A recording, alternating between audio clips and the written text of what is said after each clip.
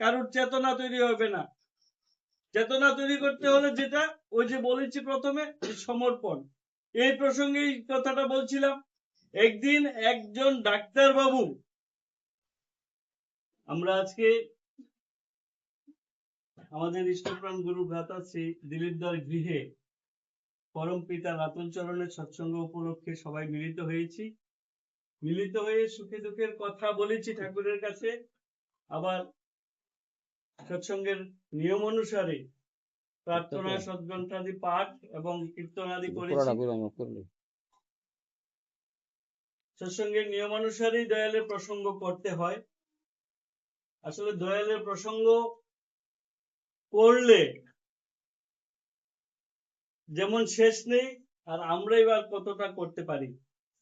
তবু এই ক্ষুদ্র পরিসরে যতটা, ক্ষুদ্র সময়ে যতটা বলা যায়, শুধু এতটুকু বলবো, আমরা যারা পরম পিতা রাতুল চরণে নিজেকে সঁপে দিয়েছি, তারা এমন ভাবে সঁপে দেব যেন আর কোনো প্রশ্ন না থাকে। ঠিক তেমন পরম পিতার কাছে যেতে হলো আমাদের প্রস্তুতি লাগবে। আর পরম পিতার কাছে যাওয়ার যে প্রস্তুতিটা, তার প্রাথমিক হচ্ছে একেবারে নিজেকে সঁপে দেওয়া। ঠাকুরের কাছে যখন নিজেকে সঁপে দেব, তখন এমন ভাবে সঁপে দেব যেখানে আর কোনো প্রশ্ন যেন না থাকে।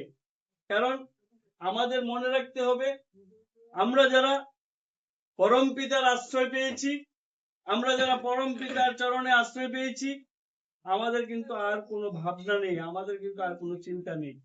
শুধু চিন্তা এবং ভাবনাটা হচ্ছে তার কাছে কতটা সারেন্ডার করতে পারলাম, সমর্পণ করতে পারলাম।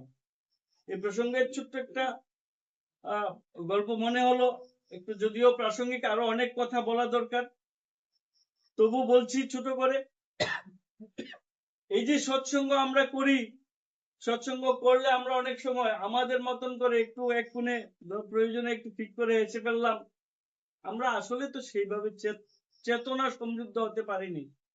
কিন্তু এটা কিন্তু সত্য এবং প্রমাণিত যে যেখানে যেখানে সৎসঙ্গ হয়, আমরা যেই পরম পিতার সন্তান, সেই পরম পিতা কিন্তু সেই সৎসঙ্গে উপস্থিত থাকেন। এবং এই যে উপস্থিত থাকেন, সে নিয়ে হাজার হাজার গল্প আছে, হাজার হাজার সত্য কথা আছে, সেগুলো বলে শেষ করা যাবে না। আর গল্প শুনে বলে কারোর চেতনা তৈরি হবে না। চেতনা তৈরি করতে হলে যেটা ওই যে বলেছি প্রথমে, সমর্পণ। এই প্রসঙ্গে এই কথাটা বলছিলাম। একদিন একজন ডাক্তার বাবু তার নিজের গাড়ি নিয়ে এয়ারপোর্টের দিকে যাচ্ছে। আমি সেই ডাক্তারের নামটা এখন বললাম না। এয়ারপোর্টের দিকে যাচ্ছে কেন? অনেক দূরে একটা সেমিনার আছে, সেই সেমিনারে গিয়ে ডাক্তারবাবু বক্তৃতা দিবে। সেখানে হাজার হাজার মানুষ, মানে ডাক্তারের যে শিডিউল করা টাইম আছে, ধরুন রাত্রিবেলা 8টার সময় সেই সেমিনারে যাবে, সকালবেলা 10টায় বাড়ি থেকে বেরিয়েছে, এয়ারপোর্টে যাবে, 12টায় এয়ারপোর্টে গাড়ি প্লেনে উঠবে, তারপর সেখানে যাবে এয়ারপোর্টে, ওই এয়ারপোর্টে নেমে তারপর গাড়ি দিয়ে যাবে। নেমে গাড়ি দিয়ে বেরিয়ে সুটেড বুটেড ডাক্তারবাবু দেখলেন রাস্তার মধ্যে প্রচন্ড ট্রাফিক জ্যাম। এমন ট্রাফিক জ্যাম, গাড়ি ঘুরিয়ে পেছনেও যেতে পারছে না, সামনেও যেতে পারছে না, অথচ প্লেনের সময় চলে এসছে। তখন ডাক্তারবাবু ভেবে দেখলেন যে আমি শুধুমাত্র এই ট্রাফিক জ্যামের জন্য যদি না যেতে পারি তাহলে একটা সমস্যা হবে।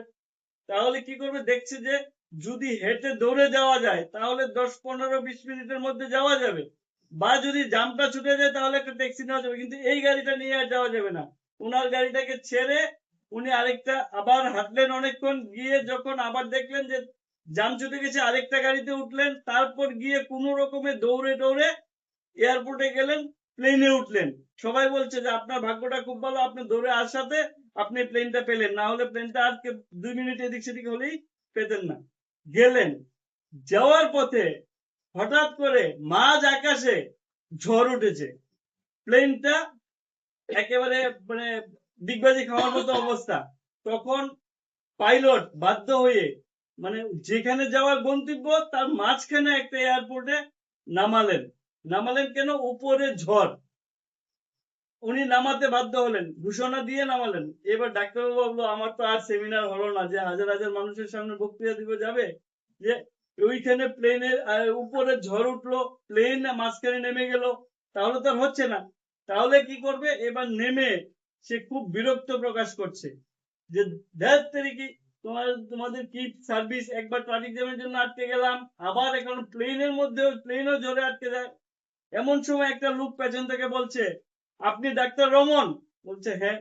আমি তো আপনাকে চিনি, আপনি ওই মানে ওই রাজ্যের ওই সেমিনারে যাবেন, আমি আপনার ফ্রেন্ড। আমি কিন্তু জানি আপনি যেখানে প্লেনটা নেমেছে নিচে তো ঝড় নেই, ঝড়টা হচ্ছে উপরে। এইখান থেকে আপনি যদি একটা ট্যাক্সি ধরে যান 3-4 ঘন্টার মধ্যে আপনি সেই জায়গায় চলে যেতে পারবেন।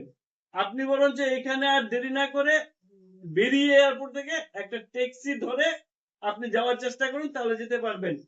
এবং আমি আপনার ফ্রেন্ড, আমিও সেই সেমিনারে আপনার কথা শোনার জন্য যাচ্ছি, আপনি যদি চান আমাকেও নিতে পারেন, আমি চিনি রাস্তা।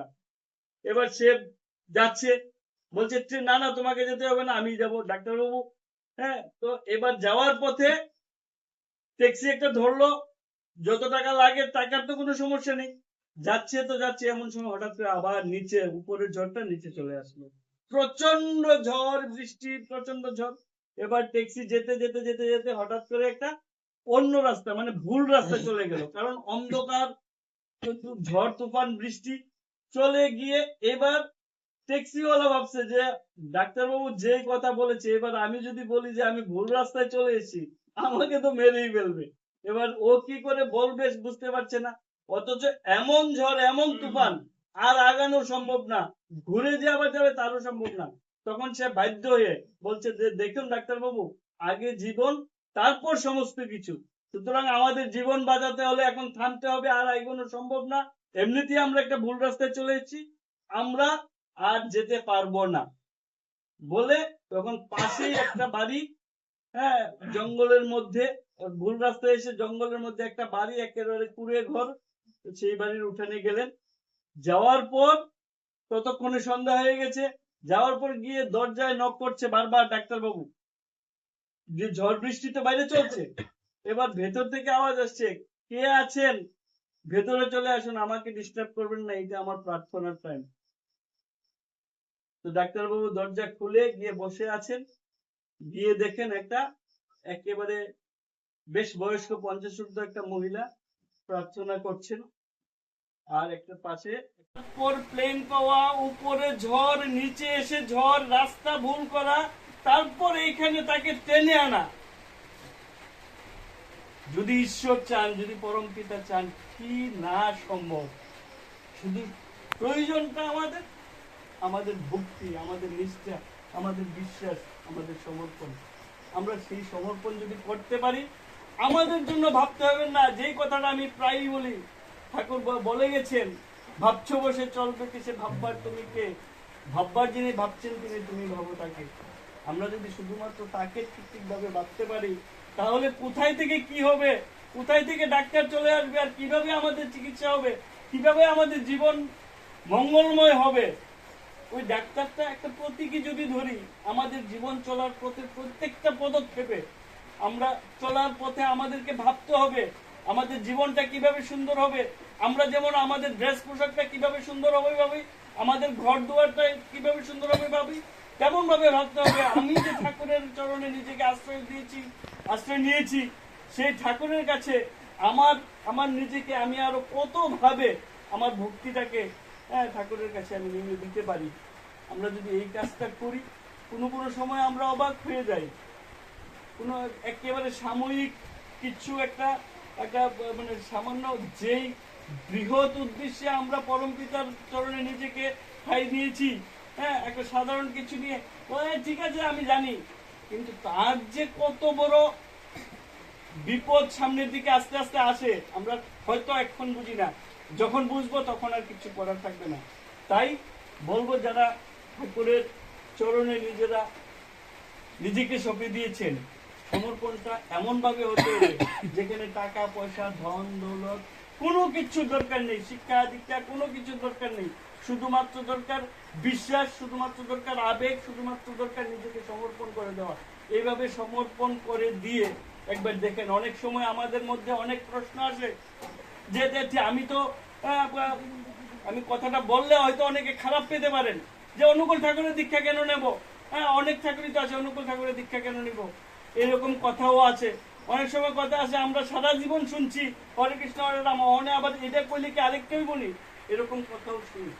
কিন্তু আমি শুধু সংক্ষেপে একটা কথাই বলবো, যদি সত্য যুগের সেই সাধু সন্তরা আমাদেরকে রক্ষা করতে পারতো, উদ্ধার করতে পারতো, তাহলে ত্রেতা যুগে রামের কোনো দরকার ছিল না।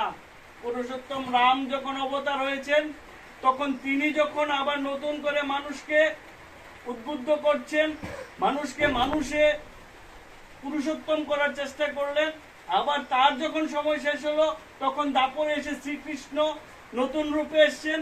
দাপরে এসে শ্রীকৃষ্ণ আবার নতুন ভাবে ওই যে বলেছিলেন যে যদা যদা হি ধর্মস্য গ্লানি ভর্বতি ভারত অভ্যুত্থানম তদাত্মানম সৃজাম্যহম পরিত্রাণায় সাধুনাং বিনাশায় চ দুষ্কৃতাম ধর্ম সংস্থাপনার্থায় সম্ভবামি যুগে যুগে। মানে যখন যখন ধর্মের গ্লানি হবে তখন তখন আমি সাধুদের রক্ষা করার জন্য আমি আবার নতুন ভাবে অবতীর্ণ হব, অবতীর্ণ হয়ে সাধুদের রক্ষা করব, এই কথা বলে গেছেন। যেমন ভাবে রামের পরে শ্রীকৃষ্ণ এসছেন, শ্রীকৃষ্ণের পরে আবার চৈতন্য দেব এসছেন, চৈতন্য দেবের পরে রামকৃষ্ণ পরমহংস দেব এসছেন এবং যুগের প্রয়োজনে যুগ মাফিক এখনকার মতন করে আমাদের যুগের প্রয়োজনে কিভাবে আমাদের চলতে হবে সেটা একেবারে হাতে কলমে শিখিয়ে দেওয়ার জন্য সদ্গুরু শ্রী শ্রী ঠাকুর পুরুষোত্তম শ্রী শ্রী ঠাকুর অনুকূল চন্দ্র যেমন আবির্ভূত হয়েছেন। আমরা যদি তার চরণে আশ্রয় না নেই তাহলে আমরা যে কতটা ভুল করব, যখন বুঝবো তখন হয়তো আর সময় থাকবে না।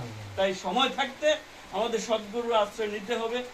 সদ্গুরুর আশ্রয় নিয়ে আমরা প্রত্যেকে আমাদের জীবন চলার পথকে আরো অনেক বেশি সুগম করব।